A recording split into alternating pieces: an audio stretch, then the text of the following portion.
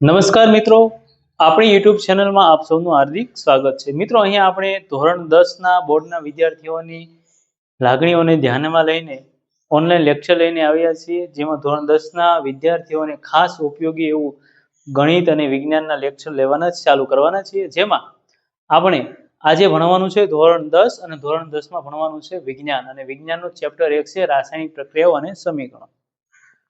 બોર્ડના વિદ્યાર્થીઓને વારંવાર મૂંઝાતો એક પ્રશ્ન હોય છે કે વાંચેલું યાદ રહેતું નથી, કેવી રીતે વાંચવું, કેવી રીતે એમને યાદ રાખવું। તો મિત્રો, આપણે એવી ટેકનિકથી, એવી રીતથી ભણાવવાના છીએ કે કોઈ પણ વ્યક્તિ રાત્રે 12 વાગે ઊંઘમાં આવીને પૂછે કે આમાં કેવી રીતે આવે, આમાં શું પ્રશ્ન આવે, આમાં શું જવાબ આવે પ્રશ્નમાં, તો તરત વિદ્યાર્થીને આવડી જાય એવી રીતે આપણે યાદ રાખીને ભણવાનું છે।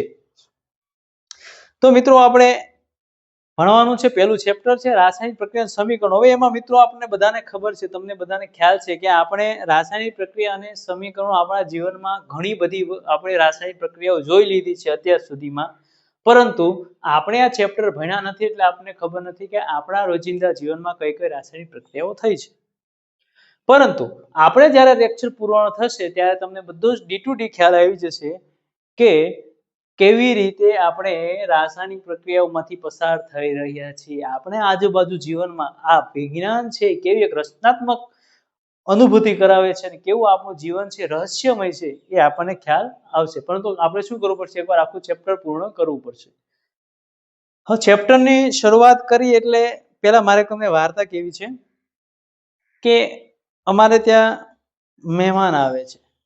મહેમાન આવે છે એટલે થોડીક ઉનાળાની સિઝન હોય છે, ગરમીનો બફાટ હોય છે, એટલે મહેમાન ઘરમાં આવે છે। બહુ હાઈફાઈ મહેમાન હોય છે, દિલ્હીથી આવેલા હોય છે, એટલે બહુ હાઈફાઈ મહેમાન હોય છે। આવીને જોવે છે એટલે કે બહાર તે અંદર બહાર આવે છે એટલે બહાર ફળિયું કહેવાય, આપણે ફળિયાની અંદર એક લોખંડ પડેલા હોય છે, વર્ષો જૂના લોખંડ હોય છે। વર્ષો જૂનું લોખંડ હોય એટલે અમને વરસાદ લાગ્યો હોય, ભેજ લાગ્યો હોય, કાટ તો લાગી જ જાય, ભેજ લાગવાના કારણે કાટ તો લાગી જાય, એટલે કાટ પડેલું લોખંડ જોવે છે એટલે તરત ઉંમરના દાદા હતા, ઉંમર લાયક દાદા હોય એટલે કેવું હોય કે મોઢે ચોખવટ કરીને કહી દે, એટલે મને તરત કીધું કે આ હું યાર, કે તમે કે સાહેબ થઈને કે આવું બધું લોખંડ સડેલું છે, અંદર રાખો છો કે ઘરની બહાર રાખો છો? તો હા દાદા, હવે સુધારો કરી હું કોઈને વેચી દેશું, ભંગારવાળાને આપી દેશું। ઓકે, પછી ઘરની અંદર આવે છે। ઘરની અંદર આવે એટલે આપણે સૌપ્રથમ મહેમાનને શું પાઈએ? ચા પાઈએ। એ આપણી કાઠિયાવાડની ટેવ છે કે મહેમાનને શું પાઈએ આપણે? પહેલા ચા પાઈએ। એટલે ચા પાઈએ એટલે આપણે સૌપ્રથમ મહેમાન આવ્યા એટલે ચા બનાવવાનું કીધું। ચા બનાવવાનું કીધું એટલે ઘરમાંથી અવાજ આવ્યો કે દૂધ બગડી ગયું છે। દૂધ બગડી ગયું, આ તો ભારે કરી, કારણ કે ઉનાળો હતો ને લાઈટ હતી ને, ફ્રીજમાં દૂધ મૂક્યું હતું, ફ્રીજમાં નહોતું મૂક્યું એટલે દૂધ બગડી ગયું। હવે ચા તો બને નહીં, એટલે મેં એમ કીધું કે કાંઈ વાંધો નહીં, ચા ન હોય તો મહેમાન માટે આપણે જમવાનું બનાવી નાખો।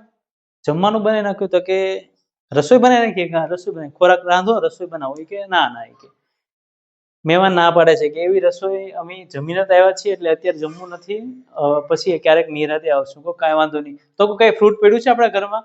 તો કે હા, એ કે દ્રાક્ષ પડી છે। હું કહું લાવો દ્રાક્ષ ખાઈ લઈએ। એટલે મહેમાનને પછી દ્રાક્ષ આપી। દ્રાક્ષ મહેમાને ખાધી તો બહુ, પણ થોડી કેવી હતી, દ્રાક્ષ કાચી હતી, એટલે પેલા મહેમાનને બહુ ઝાપટી ગયા, ભૂખ્યા હતા ને એટલે ઝાપટી પૂરેપૂરી। પછી અંદર શું થયો? ગેસ થયો। ગેસ થાય એટલે વાયુનો શું થાય? અંદરથી વાયુ બહાર આવે, ગેસ થાય એટલે પેટમાં બુડબુડિયા થવા માંડ્યા, ગડબડ થવા મળી, પછી એને તો ગેસ થયો ફૂલે ફૂલ, એટલે વાયુ કેવો આવ્યો? તરત બહાર આવ્યો। બહાર વાયુ બહાર આવે આમ એટલે તરત ગેસ થાય એટલે તરત શ્વાસ ઊંડા ઊંડા લેવા મળ્યા મહેમાન બધા। શું લેવા મળ્યા? શ્વાસ લેવા મળ્યા। બસ આટલી જ વાર્તા હતી, વાર્તા પૂરી થઈ ગઈ, ટોપિક ચાલુ થઈ ગયો આપણો। જો પેલું શું છે, મહેમાન આવ્યા એટલે લોખંડને કાટ લાગવો। હવે ઉનાળાની સિઝન હોય મિત્રો, એ પેલા જ્યારે ચોમાસાની સિઝન આવી હોય, ચોમાસાની સિઝનની અંદર કેવું થાય કે વરસાદ લાગે, ભેજવાળું વાતાવરણ લાગે, પ્લસ ઓક્સિજનની હાજરી હોય એટલે લોખંડને શું લાગે છે? કાટ લાગે છે। તો આ એક કેવી પ્રક્રિયા થઈ કહેવાય? આ એક રાસાયણિક પ્રક્રિયા થઈ ગઈ કહેવાય, કે જેમાં લોખંડને શું લાગે છે? કાટ લાગે। ત્યારબાદ છે ઉનાળામાં ઓરડાના તાપમાને દૂધનું બગડવું। હવે મિત્રો, ત્યારબાદ મહેમાન માટે શું બનાવવાની? ચા બનાવવાની, દૂધ કેવું થયું? બગડી ગયું। હવે તમે જોયું છે કે આપણે મોટા ભાગે દૂધ છે ફ્રીજમાં રાખીએ, અમૂલ પાર્લર થેલી આવે છે, કોથળી આવે છે, જે દૂધની અંદર આપણે શું કરીએ છીએ? ઠંડુ જ હોય છે. જોજો ફ્રીજની અંદર જ રાખવાનું છે, બહાર રાખીને દૂધ કઈ સારું રહેતું નથી, કારણ કે વાતાવરણમાંના અમુક બેક્ટેરિયા છે એમાં સ્પર્શ થાય એટલે કે શું થાય છે, દૂધ કેવું થાય છે, બગડી જાય છે. એટલા માટે ઉનાળામાં ઓરડાના તાપમાને દૂધનું બગડવું એ પણ કેવી પ્રક્રિયા છે, રાસાયણિક પ્રક્રિયા છે.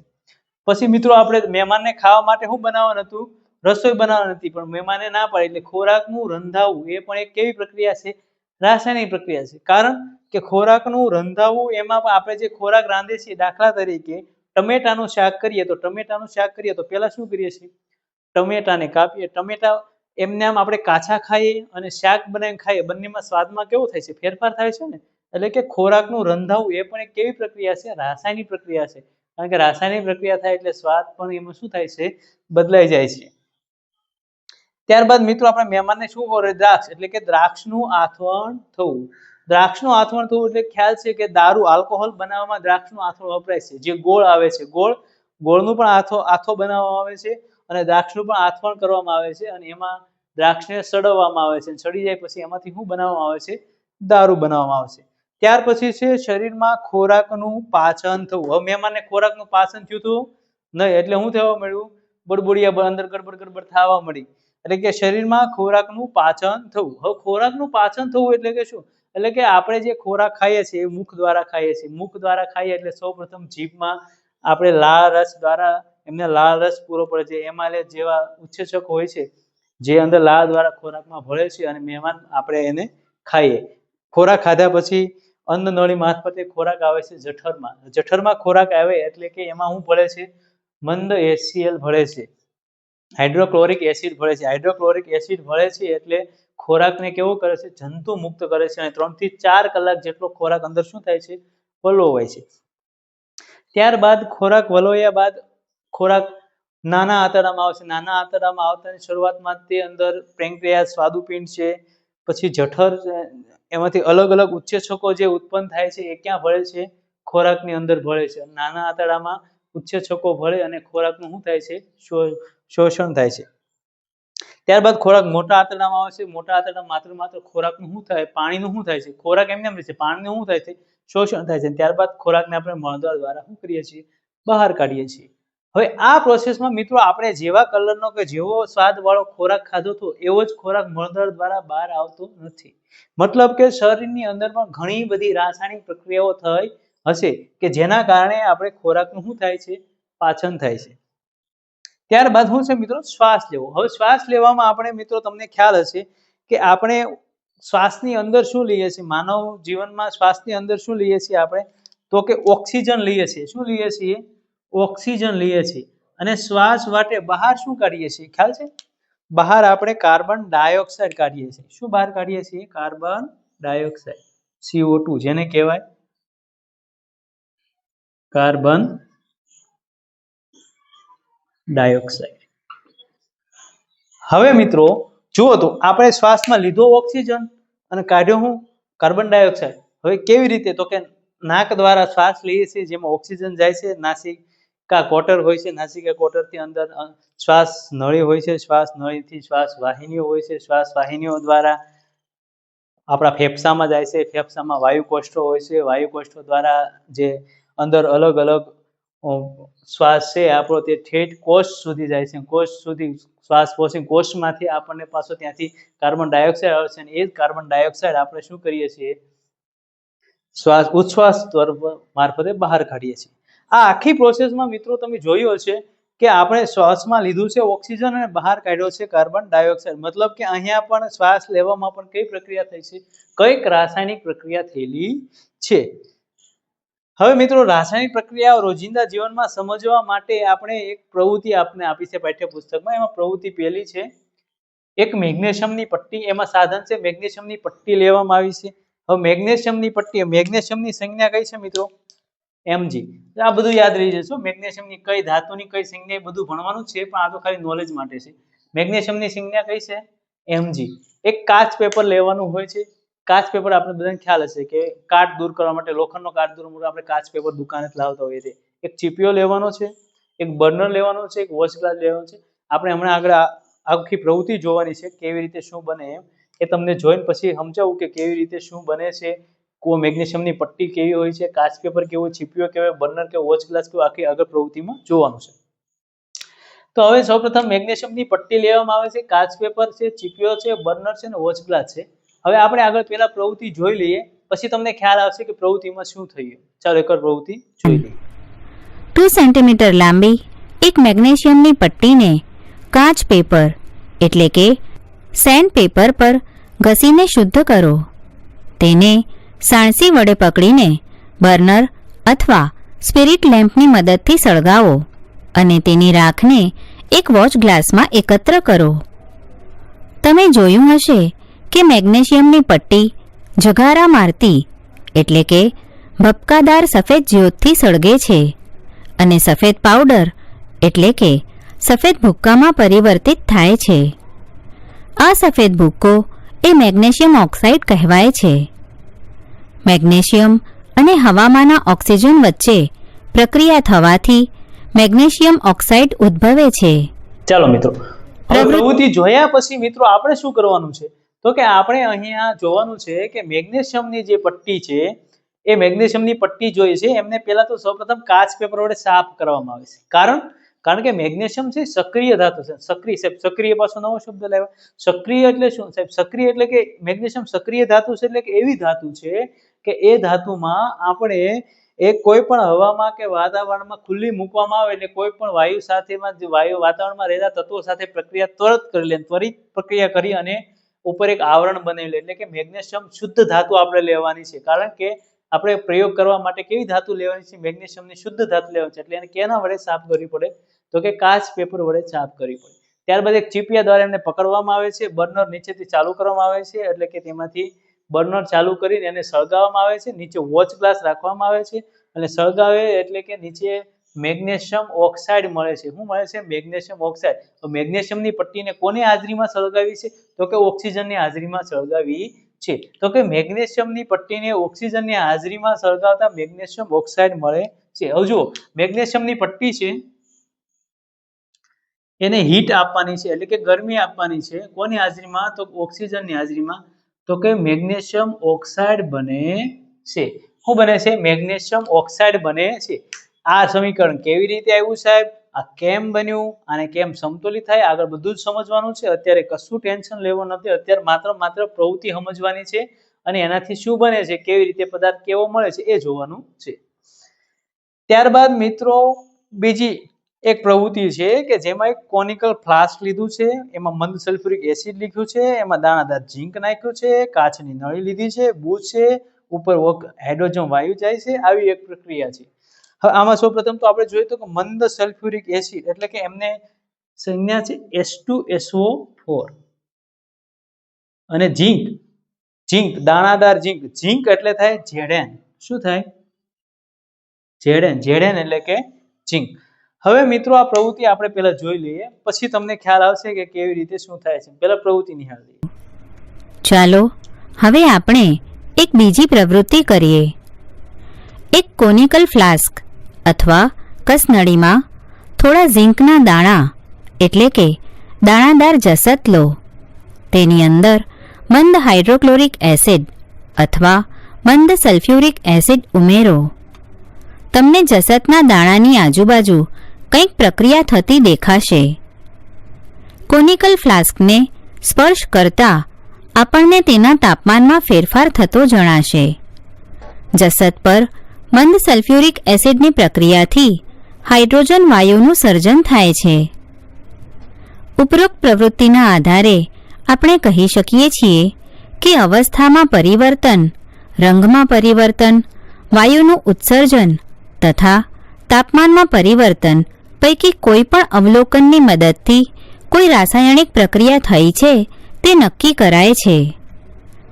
જો આપણે આપણી આસપાસ થતા ફેરફારનું અવલોકન કરીએ તો આપણે જોઈ શકીએ છીએ કે આપણી આસપાસ અનેક જુદી જુદી રાસાયણિક પ્રક્રિયાઓ થતી હોય છે. હવે જુઓ તો મિત્રો, રાસાયણિક જોઈએ એમાં તમે જોયું છે કે કોનિકલ ફ્લાસ્કની અંદર દાણાદાર ઝીંક અને મંદ સલ્ફ્યુરિક એસિડ નાખવામાં આવ્યા છે. હવે આ વસ્તુ અંદર નાખે છે, જેવું ઝીંક અંદર જાય છે એટલે કે મંદ સલ્ફ્યુરિક એસિડ કોને નાખવામાં આવ્યો છે જો અહીં સમજીએ તો કે મંદ સલ્ફ્યુરિક એસિડ હતું, બરાબર. ચાલો, H2SO4 એમાં શું નાખ્યું છે? ઝીંક, એટલે કે Zn. રાસાયણિક પ્રક્રિયા થઈ અને શું બને છે? ઝીંક સલ્ફેટ બને છે, એટલે કે ZnSO4 અને પ્લસ હાઇડ્રોજન વાયુ શું થાય છે? મુક્ત થાય છે, એટલે કે ગેસ સ્વરૂપે મુક્ત થાય છે. અહીંયા આપણે સંજ્ઞા લખવી પડે. ઘન છે, આ ઘન છે, એ બધું જ આગળ શીખવાનું છે કેવી રીતે સંજ્ઞા લખવાની, બરાબર. કારણ કે સોરી, આ પ્રવાહી છે, આ ઘન છે, પછી આ પ્રવાહી બને છે અને આ ગેસ બને છે. આપણે આગળ શીખવાનું છે. હવે જુઓ તો અહીંયા રાસાયણિક પ્રક્રિયા બન્યા પછી આપણને કેવા કેવા અનુભવ થયા, કેવું કેવું આપણે તારણ મેળવ્યું છે. તો કે પેલું તો કે અવસ્થામાં પરિવર્તન થયું. અવસ્થામાં પરિવર્તન થયું કે ઝીંકના જે ટુકડા હતા એ કેમાં ફરી ગયા? પ્રવાહીમાં ફરી ગયા. અને જે પ્રવાહી હતું એમાંથી થોડોક શું થયો છે? ગેસ, વાયુ ઉત્પન્ન થયો. એટલે કે એક અવસ્થામાંથી બીજી અવસ્થામાં રૂપાંતર થાય. અવસ્થામાં રૂપાંતર થવું એટલે ઘનમાંથી પ્રવાહી થવું, પ્રવાહીમાંથી વાયુ થયું, એક બીજા અવસ્થામાં ફેરફાર થયો કહેવાય. એટલે અવસ્થામાં ફેરફાર જોવા મળ્યો. બીજું રંગમાં પરિવર્તન. હવે પ્રવૃત્તિમાં જોયું છે પહેલા જે રંગનું દ્રાવણ હતું પછી ઝીંક નાખીને હાઇડ્રોજન વાયુ ઉત્પન્ન થયો, પછી રંગમાં પણ શું થયો છે? થોડોક ફેરફાર થયો છે. ત્યારબાદ મિત્રો જોઈએ તો વાયુનો ઉદ્ભવ. હવે હાઇડ્રોજન વાયુ ઉત્પન્ન થાય છે. ગેસ સ્વરૂપે કયો વાયુ નીકળે છે? હાઇડ્રોજન. સાહેબ અમને કેમ ખબર પડે હાઇડ્રોજન નીકળે એમ? કેમ બીજો કોઈ વાયુ નીકળી ગયો હોય તો? ના, હાઇડ્રોજન વાયુ નીકળે. એની પરખ કરવા માટે તમે અહીં જ્યારે હાઇડ્રોજન વાયુ નીકળતો હોય ત્યારે અગરબત્તી નજીક લઈ જાઓ, સળગતી અગરબત્તી, તો હાઇડ્રોજન વાયુ છે ધગારા સાથે શું થાય છે? સળગી ઉઠે છે. બોમ્બ વિસ્ફોટની જેમ હાઇડ્રોજન વાયુનો ઉપયોગ થાય છે, એટલે કે એ સળગી ઉઠે છે. ત્યારબાદ તાપમાનમાં પણ ફેરફાર થાય છે. તાપમાનમાં ફેરફાર કેવી રીતે? તો કે અહીંયા જે કોનિકલ ફ્લાસ્ક છે પેલા કેવું છે? ઠંડુ, પણ જેવું તમે ઝીંકના દાણાદાર ટુકડા નાખો છો એટલે કેવું થઈ જાય છે? ગરમ થઈ જાય છે. તો સાથે સાથે તાપમાનમાં પણ શું થાય છે? ફેરફાર થાય છે, બરાબર. તો ચાલો મિત્રો, હવે આપણે આગળ આ વસ્તુ જોઈ, આ પ્રયોગ કર્યો પછી આપણને ખબર પડવી જોઈએ કે રાસાયણિક પ્રક્રિયા દરમિયાન તમને એવો પ્રશ્ન પૂછે કે રાસાયણિક પ્રક્રિયા દરમિયાન કેવા કેવા ફેરફારો જોવા મળે છે? તો શું લખશો? અવસ્થામાં પરિવર્તન, રંગમાં પરિવર્તન, વાયુનો ઉદ્ભવ, તાપમાનમાં ફેરફાર. કેવી રીતે યાદ રાખવું સાહેબ? એ બેની પણ ટ્રીક છે. એક એક ટોપિક કેમ યાદ રાખવાની ટ્રીક હોય, પરંતુ આપણને આવડવી જોઈએ. ચાલો, એને કેવી રીતે યાદ રાખવું? તો કે આપણે એક દાદા હોય વાર્તા કહેતા હોય તો આપણે શું કહીએ? દાદા આ વાર્તા કહો ને દાદા, ઓલી વાર્તા કહો ને દાદા, દાદા આ વાર્તા કહો ને તમે જે કહેતા થાય દાદા, ભાભા ઢોર સારતા વાળી વાર્તા કહો ને દાદા, દાદા અકબરની વાર્તા કહો ને દાદા, દાદા બીરબલની વાર્તા કહો ને, આ વાર્તા કહો દાદા. તો આપણે દાદાને શું કહેવાનું છે? આ વાર્તા. શું કહેવાનું છે? આ વાર્તા. આ એનું ઉપર યાદ રાખવાનું છે અવસ્થા, આની ઉપર યાદ રાખો, વા ઉપર રાખવાનું છે વાયુ, ર ઉપર યાદ રાખવાનું છે રંગ, તા ઉપર યાદ રાખવાનું છે તાપમાન. લો, રહી જશે યાદ મિત્રો? ઓકે, ચાલો, આ એટલી વસ્તુ યાદ રાખવાની છે. આ વાર્તા. હવે આમાં આપણે શું ઘટના જોઈ હતી? મહેમાન આવ્યા, લોખંડને કાટ લાગેલું જોયું, ઉનાળાના તાપમાને દૂધ બગડી ગયેલું જોયું મહેમાને, દ્રાક્ષનું આથવણ થયું, દ્રાક્ષ મહેમાનને પછી ને દ્રાક્ષ ખાવા આપી હતી, ખોરાક રાંધવાનું મહેમાનને પૂછ્યું, મહેમાન ના પાડી એટલે આપણે દ્રાક્ષ આપી હતી, શરીરમાં ખોરાકનું પાચન થયું, દ્રાક્ષ પછી મહેમાનને પાચન ન થયું અને શ્વાસ લેવામાં પછી શ્વાસ એટલે કે અંદર ગેસ થયો અને ગડબડ થયું એટલે ઊંડા ઊંડા શ્વાસ લેવા મળ્યા મહેમાન. આવી રીતે મિત્રો આપણે આખું ચેપ્ટર છે, ગણિત છે, વિજ્ઞાન છે, ભણવાનું છે, રોચક રીતે ભણવાનું છે. એવી મજા આવશે, જોરદાર મજા આવશે. પરંતુ જોડાયેલ રહો અમારી યુટ્યુબ ચેનલ સાથે.